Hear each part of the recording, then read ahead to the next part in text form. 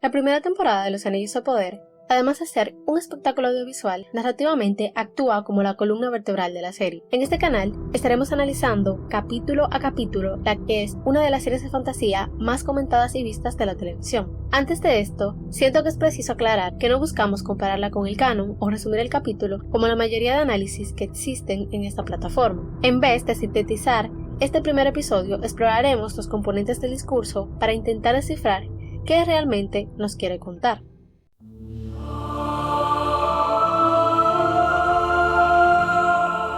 Esta primera frase que escuchamos sirve como preámbulo de los dos arcos de personaje más importantes planteados hasta el momento, Galadriel y Sauron. El personaje de Galadriel, sin temor a equivocarme, fue el más odiado del 2022. Esto porque peca de tener cierta complejidad que amerita un poco más de atención, algo que ya nos advertía Finrod. Cuando interviene le pregunta, ¿pierdes el equilibrio otra vez, Galadriel? Aquí me veo obligada a refutar ciertos comentarios acerca de que es imposible que en Valinor no existan conflictos ni armas como la daga, porque es un lugar idílico de eterna paz. Y sí, lo era, pero pensar que los elfos no sentían emociones como la tristeza, el miedo, la ira o la frustración es absurdo. De ser así, algo como la matanza de los hermanos nunca hubiera ocurrido y todos los acontecimientos que conocemos no existirían.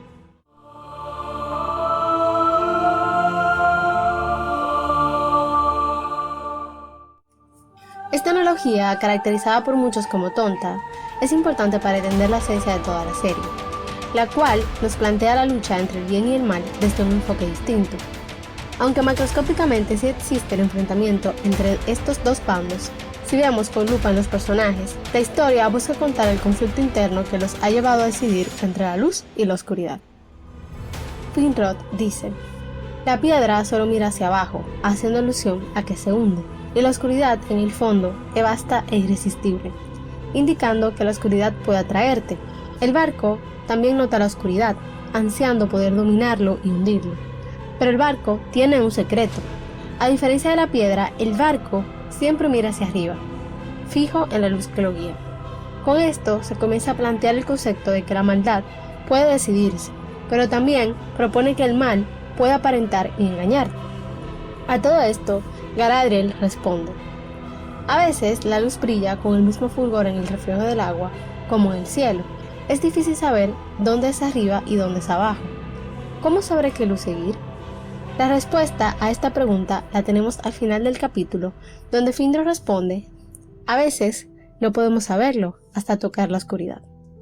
Con esto, Los Anillos de Poder nos propone que quizás la línea que divide el bien del mal no es tan simple de distinguir y que la elección dependerá del conocimiento. ¿Cómo sabremos qué es malo y qué es bueno? Si ambas cosas y nosotros tenemos el mismo origen. Que la oscuridad nos atraiga a todos por igual es un tema muy profundo y complejo, sobre todo en Tolkien, donde aprendes que todos nacimos en contra de nuestra voluntad con una semilla de Morgoth en nuestros corazones, y es nuestra decisión y albedrío hundirnos, o mirar arriba y dejar que la luz de las estrellas nos guíe hacia la fuente eterna de la bondad. Si estuviéramos en 2022, quizás podrías pensar que lo que cuento solo es una sobreinterpretación, pero en toda la serie este será un argumento presente y cada vez estará más claro, incluso cuando se plantee durante la segunda temporada que es preciso elegir las buenas acciones, cada día hasta que la bondad se vuelva parte de nuestra naturaleza.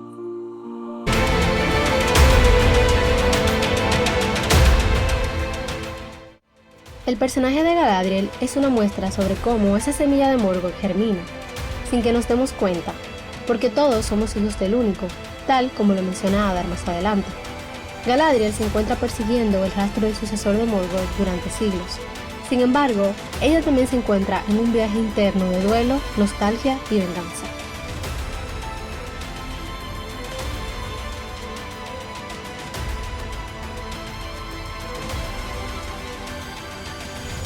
Si tomamos en cuenta que habla en tercera persona, entendemos que no se incluye a sí misma. Ella todavía sufre. Galadriel, observando la pintura del barco que entra a Valinor, es un ejemplo visual de esto. Su rostro lo dice todo, añora el pasado y la luz de los árboles iluminando sus cabellos. El dolor con el que lucha Galadriel es evidente, y no solo por lo que dice el personaje, sino por cómo actúa. Es intransigente, impulsiva y tiene poca tolerancia a la frustración. Su primer acto de intransigencia es su desobediencia.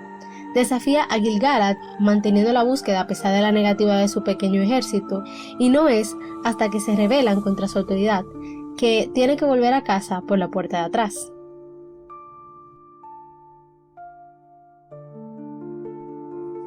El mismo Elrond, entre líneas, destaca su insolencia. Galadriel se le acerca con una actitud desafiante, la misma con la que miró a Gil-galad mientras la condecoraba. No está dispuesta a ceder y se siente derrotada. Elrond disfraza su consuelo de halagos, con frases como «Tu hermano estaría orgulloso», porque sabe que no está dispuesta a ceder y su espíritu se siente derrotado.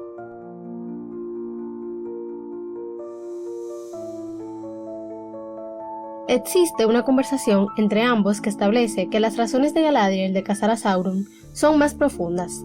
Escapa de ella misma, de su propio trauma, y busca enmendarlo destruyéndolo.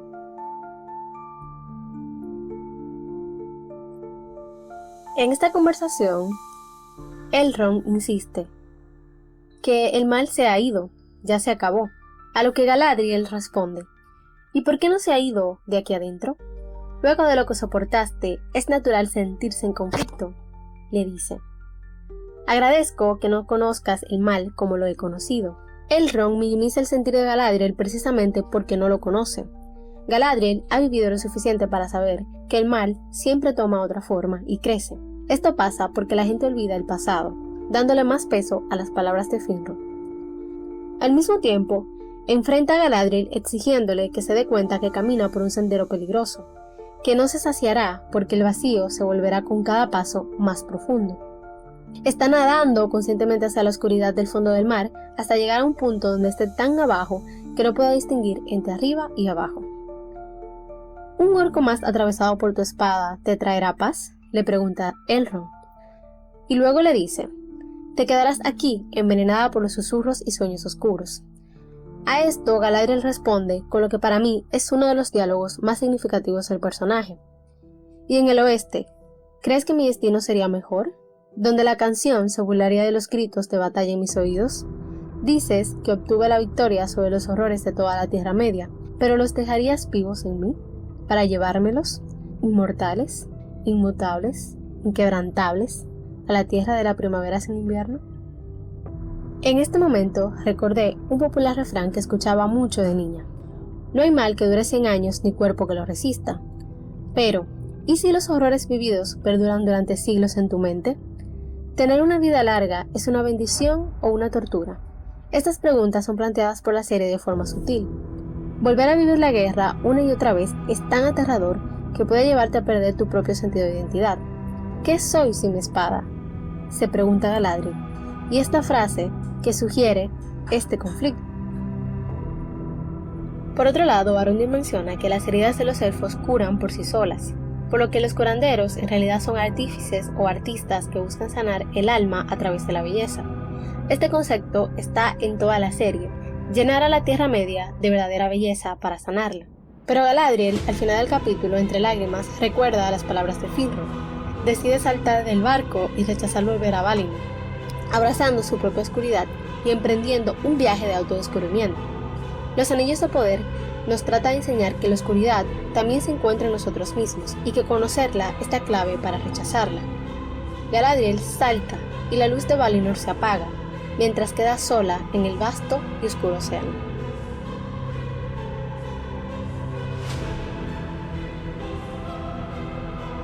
Los Anillos de Poder está llena de señales que actúan como premonición de que el mal está creciendo como el moho. Muchas de estas se encuentran en cambios y eventos naturales que afectan la supervivencia de las especies. El primero que vemos son los cazadores de Rhovanion. Lo más curioso de todo es que abiertamente la trama deja claro esta intención. Algo está mal, no hay nada que cazar. Es lo primero que dicen mientras los pelosos se esconden.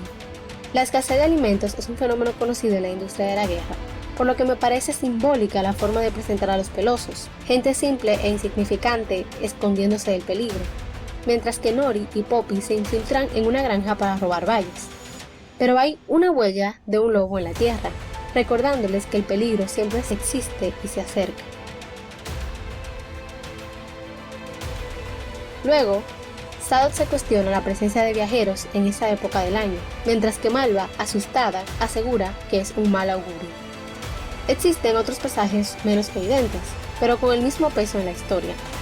La discusión en la taberna de Waldred acerca de que el pasto está podrido y solo crece maleza, la vaca enferma que examina a Bronwyn con leche podrida, Horden destruida y desolada, Sadok sintiendo que algo extraño pasa en el cielo, la hoja que cae del árbol de Lindon mientras ocurre el avistamiento del meteorito, y finalmente Nori encuentra el extraño entre el fuego que no quema.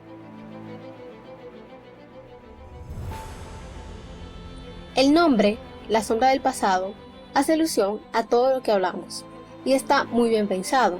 Una sombra se genera porque es absorbida por un objeto opaco. Mientras más grande sea el objeto, más grande será su sombra. El pasado nos persigue y nos define. Atrás de nosotros, donde la luz no llega y el mal crece.